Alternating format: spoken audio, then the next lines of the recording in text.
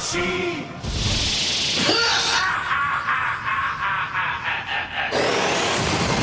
What is up, YouTube? This is Nanashi here with a brand new deck profile video. This time I'll be showing you the changes and updates to my Darkness deck. It has taken a tremendous amount of effort to get this deck back up to any level of playability after the last 3 or 4 ban lists hit nearly every source of power my deck uses just to get itself from A to B. But with a little bit of work and some bizarre tech cards, I think I finally got this deck back up and running to some discernible level that I can at least work with. Let's take a closer look. Starting off with the monster lineup, we have one Shaddoll Falco. When flipped, it can special summon any Shaddoll monster from the graveyard and face down defense, but if it itself is sent to the graveyard by card effect, I can special summon it from the graveyard and face down defense. But I can only do one of these 2 things per turn. Next we have one Phantom Knight Ancient Cloak.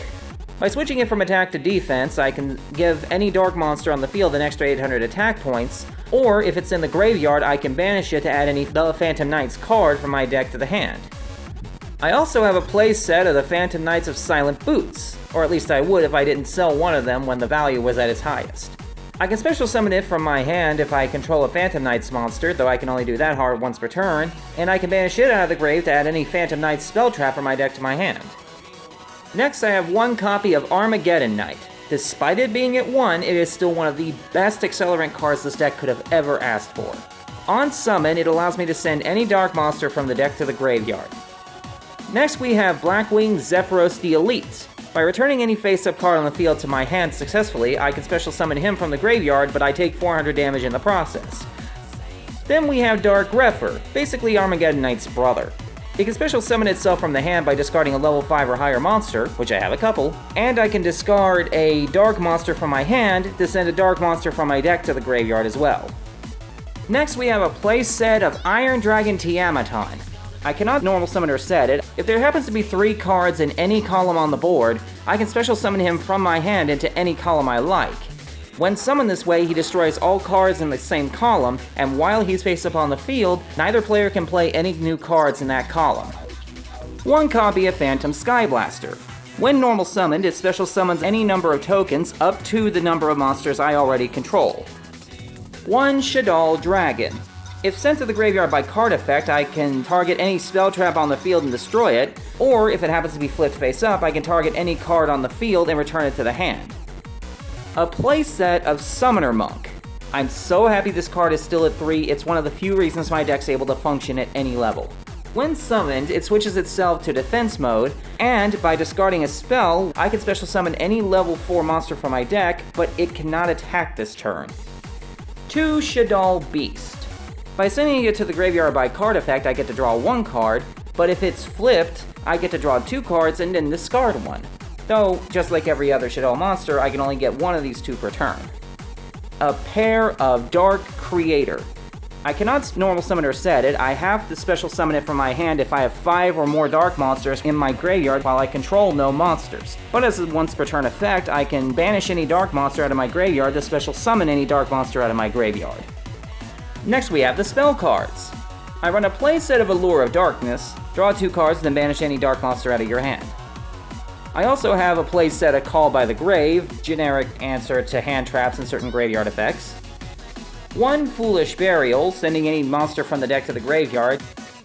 A pair of Galaxy Cyclone. It targets the set spell trap on the field and destroys it, but on a different turn than the turn it went there, but if it's in the graveyard, I can banish it to target a face-up spell trap and destroy it as well. Most people prefer MST or Twin Twisters, but I find this card's much more useful. 1 Monster Reborn, staple card. 1 Raigeki, now a staple card in nearly every deck. 1 Reinforcement of the Army, adds any warrior from deck to hand, like Armageddon Knight, Dark Grepher, or any of the Phantom Knights. A playset of Shaddoll Fusion, which allows me to perform a fusion summon of a Shaddoll monster, and if the opponent happens to have an extra deck monster, I can use the materials out of the deck instead of my hand or field. Next we move into the trap cards. I have a playset of Phantom Knight's Fogblade, basically a searchable Fiendish Chain, with an added bonus of being able to banish it from the graveyard and resummon any Phantom Knight's monster from the graveyard, though whatever monster I summon with this effect is banished if it leaves the field. Also 1 Solemn Warning, staple card I use. And finally, one copy of Phantom Knight's Shade Brigandine. Most people will immediately know why I run this card, outside of the fact that it's searchable off of any of the Phantom Knight monsters, but it has the ability to summon itself from the spell trap zone as a monster, 4-star, but I can also activate it in the same turn I set it if I have no other trap cards in my graveyard. And given that the Phantom Knights ones banish themselves out of the graveyard in most instances, it's rare that I ever don't get the ability to do that. Next, we move into the fairly generic side deck. I have a playset of Herald of the Abyss, the playset of Shared Ride. There's also a playset of Gozen Match, a playset of Solemn Johnson, and a playset of Solemn Strike. And finally, we finish up with the extra deck. Starting off, I have a playset of El Shaddoll Winda, a monster I keep going back and forth about whether or not 2 or 3 is fine, but given how often I recur the fusion spell, 3 seems appropriate. While it's face up on the field, neither player can special summon more than once per turn, it itself cannot be destroyed by card effects, and if it happens to go to the graveyard for any reason, I can add any Shaddoll spell trap from my graveyard back to my hand. One copy of Phantom Knight's Breaksword. By detaching a material, I can target any card on either side of the field and destroy them, and if he happens to be destroyed by battle or card effect, I can target any 2 Phantom Knights monsters in the graveyard with the same level, special summoning them from the graveyard, and increasing their level by 1 each. But the turn I do this, I'm locked into Dark monsters, which is fine, I only run Darks in this deck. I also have decided to bring back the one copy of Chiron Gorgon Anti-Luminescent Knight. By detaching one Xyz material, I have the ability to redirect any targeting effect to any other appropriate target that I want. And as an added bonus, it's not once per turn. One Dark Rebellion Xyz Dragon. By double detaching, I can target any opponent's monster, cut its attack in half, and add it to Dark Rebellion permanently.